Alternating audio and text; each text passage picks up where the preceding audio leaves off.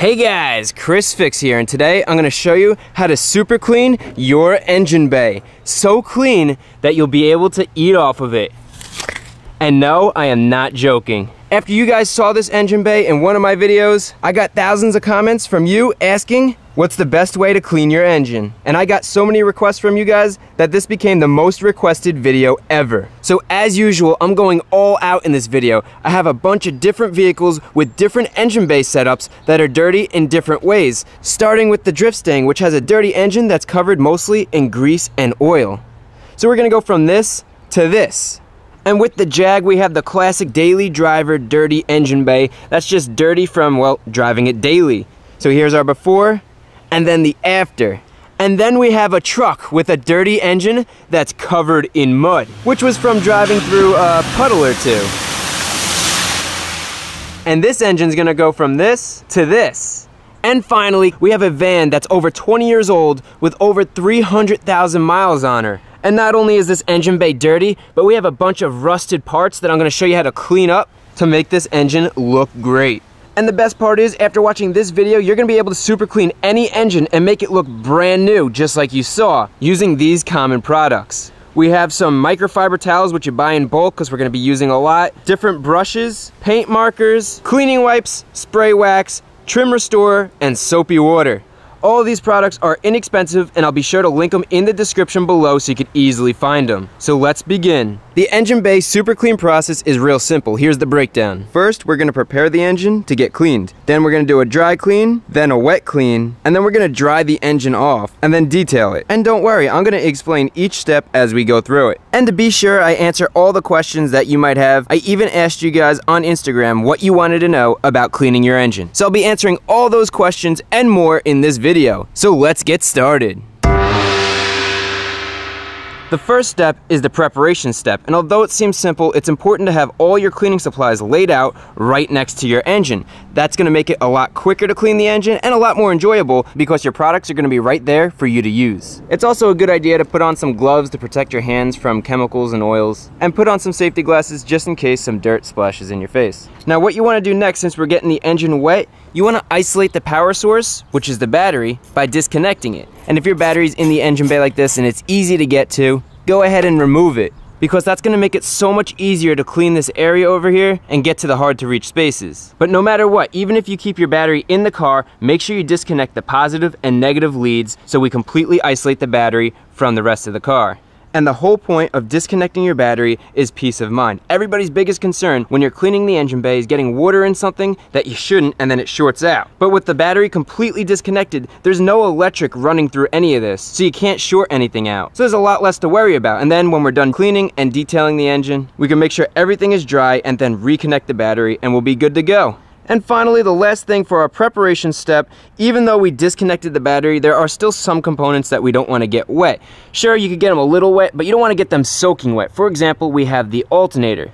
We also have the distributor. In this car, we actually have two distributors. But what you want to do is you want to follow your spark plug wires, and this is the electronic distributor. If you want, you could press down on the caps here, make sure that they're forced all the way down. That helps keep water out, but these are water sensitive. Following those spark plug wires, we come over to the spark plugs, and on this engine, the spark plugs are at the top. In most cases, when the spark plugs are at the top, you want to be careful because the water could sit in those spark plug wells. And when water collects there, it doesn't easily dry out, and you could have issues when we reconnect the battery. So again, these components can get splashed with water, but the idea is we don't want to soak them with water if we could help it. Another engine bay that's becoming a lot more common is one that's covered in plastic. And usually these plastic covers are protecting whatever you don't want to get wet. So we just want to make sure we don't get water behind the plastic. And with that being said, everything under the hood is designed to get wet. That's why you could drive your car through puddles in the rain without worrying about anything. The only difference is we're going to be spraying water from the top, but we're going to be doing so with a light shower. We're not using a pressure washer. And the reason why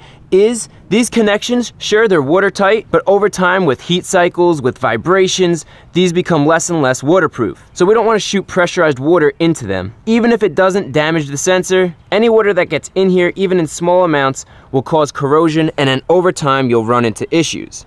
And one last thing we want to be careful of that you don't really think about, but you definitely don't want to get water in, is your engine oil dipstick. Sometimes it's popped up. So you just want to make sure you push that all the way in so we don't get water in the engine oil. Same thing goes for your brake fluid reservoir. Make sure it's completely tight.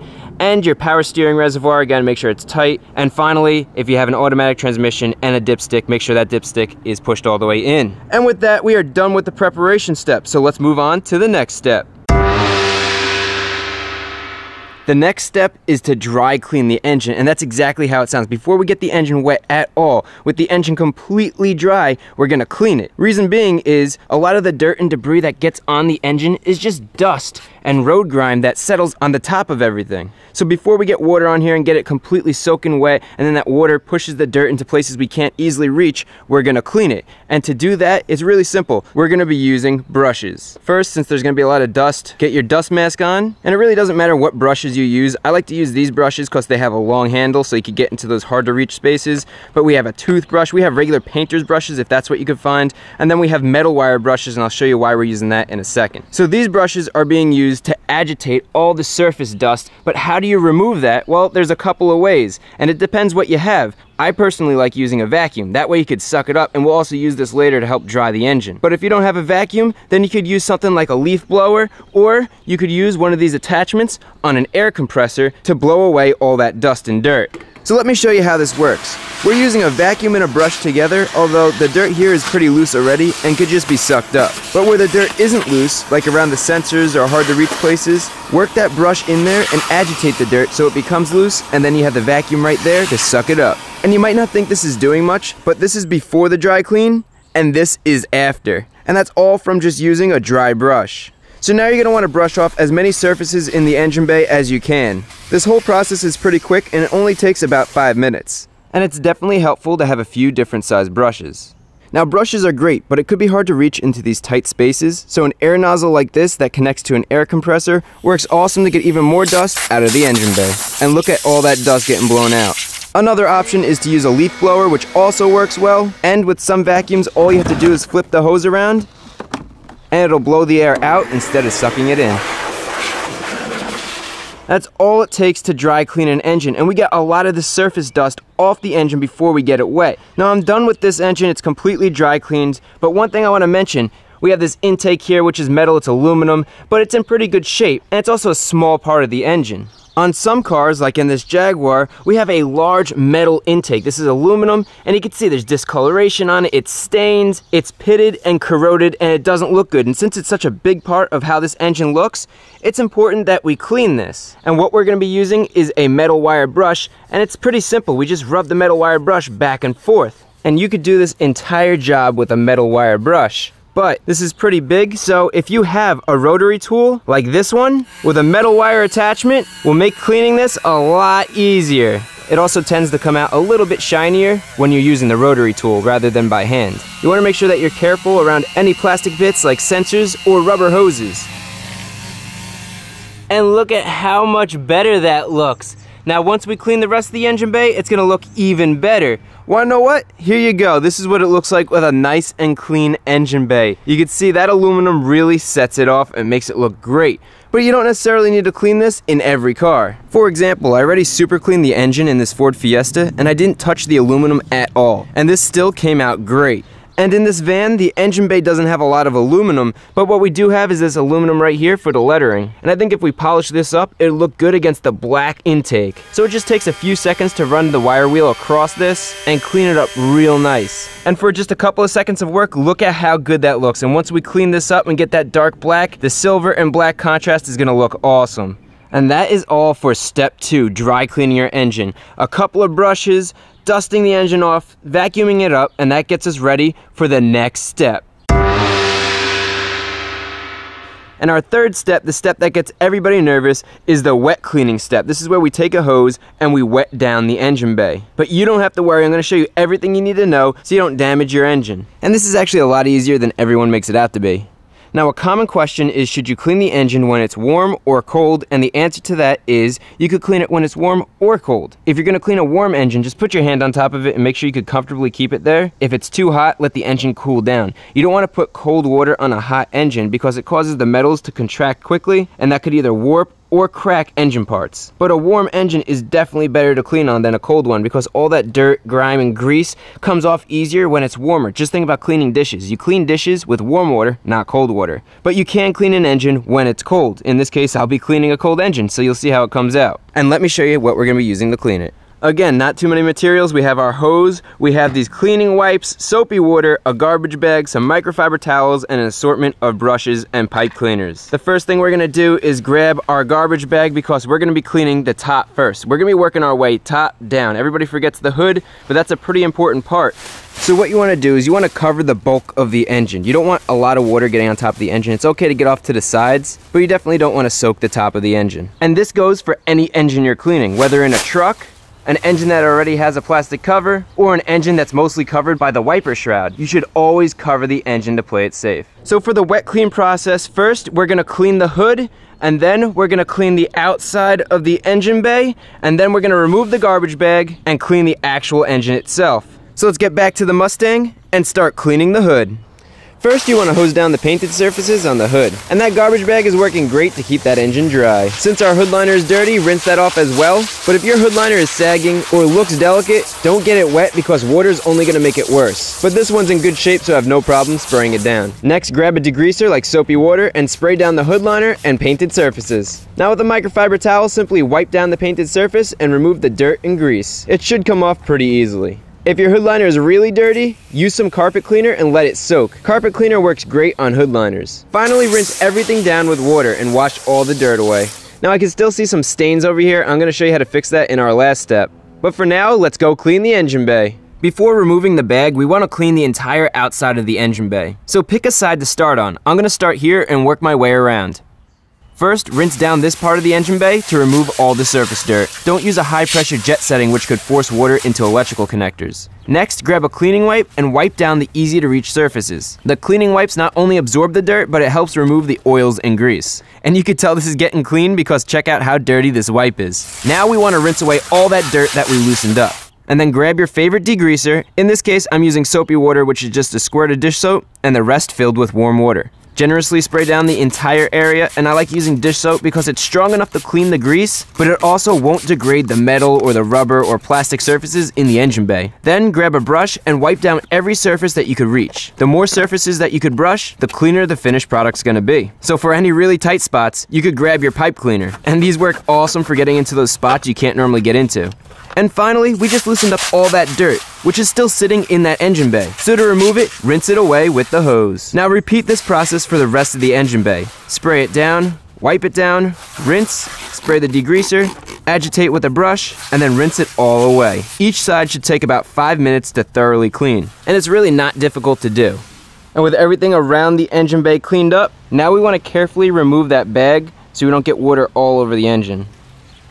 And the bag trick does a great job at keeping your engine dry. And at this point, we're at the hardest part of this whole process. We're going to be cleaning the engine, and we have a big V8 engine here, so we have a lot of area to cover. If you have a smaller 4-cylinder engine, it's a lot quicker. But as you can tell, we have a ton of hoses and wires and just a lot of little crevices to get into to get this clean. So that could get overwhelming real quick. But I have a bunch of tips and tricks I'm going to show you to make it so it's not that bad. And the first one is split the engine down the middle and pick a side to start cleaning on. So I'm going to start on the passenger side, and I'm going to be working my way from the front to the back. And the tricky part to this is we can't use a hose to rinse down the engine.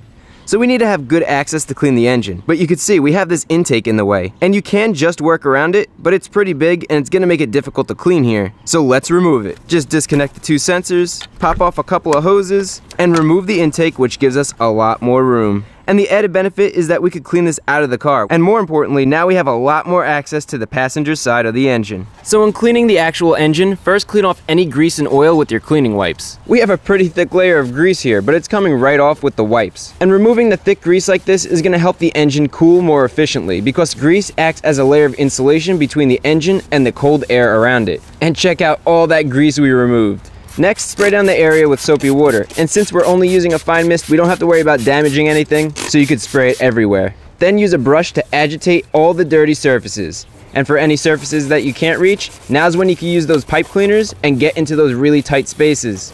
Now, if you don't have a pipe cleaner to clean those hard to reach areas and the little tight surfaces, I'm going to show you something to use that everybody has, and that is a toothbrush. So wet down the surface, and the stiff bristles do a good job at agitating that dirt and cleaning it out.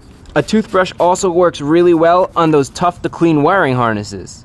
Now, after loosening up all that dirt, we need to somehow remove it. And with all the other parts of the engine, we just used the hose and rinsed it all away. But unfortunately, we have a lot of electronics here. We have those spark plug holes and just things we don't want to get soaking wet. So instead of using the hose, we're going to be using a microfiber towel, and we're going to wipe everything down.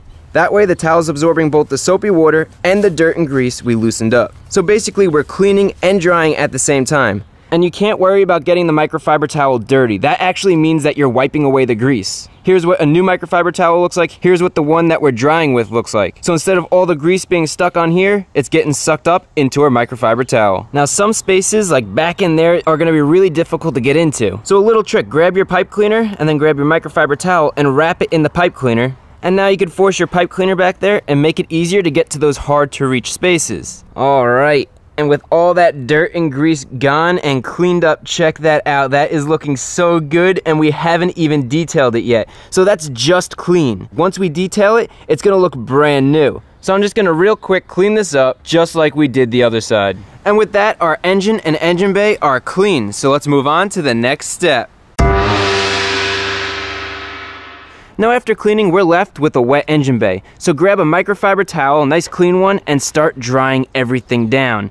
This is actually a pretty important step. You want the engine to be completely dry before we move to the next step, which is detailing. And one thing you'll notice, as you're drying, your towel is gonna start getting dirty. So you're also picking up that extra dirt that you might have left behind. And as you're drying, you might see a spot like down there that I totally missed. So just get in there with your towel. If you need to, grab some soapy water and clean it up.